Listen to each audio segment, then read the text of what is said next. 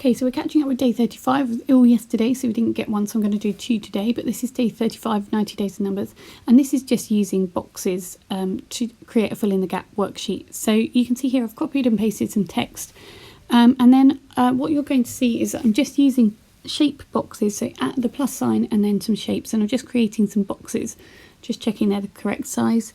And what we're going to use these for is to just allow maybe younger students, rather than typing things in, to just drag something across, and it means they have the correct answers and we're just going to add them in. So I've changed the formats. I've pressed on the paintbrush at the top just to format this, so it's got white background and border.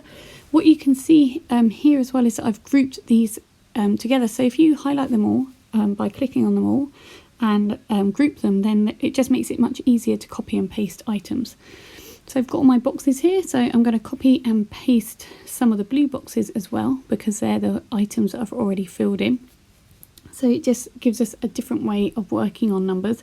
Again, not particularly using the tables, but just using the shapes. So once again, we can actually highlight. If you click and hold and then click on another item, we can highlight more things at once and then copy and paste them and just move them where we want them to, because they're both highlighted at the same time. I'm just going to change the number of that sum and then change a couple of numbers, so we've got different questions.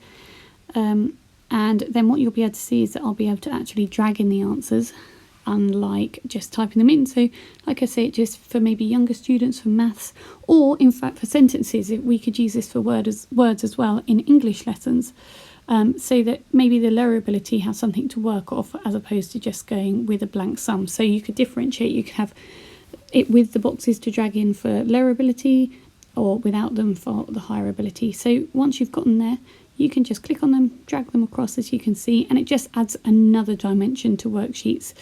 What you will see is as I get to the bottom of the example, so this 0, as I drag it across, it's actually behind the other box. So what I need to do is press on the paintbrush, go to arrange, and make sure that it is in front of the other items as well.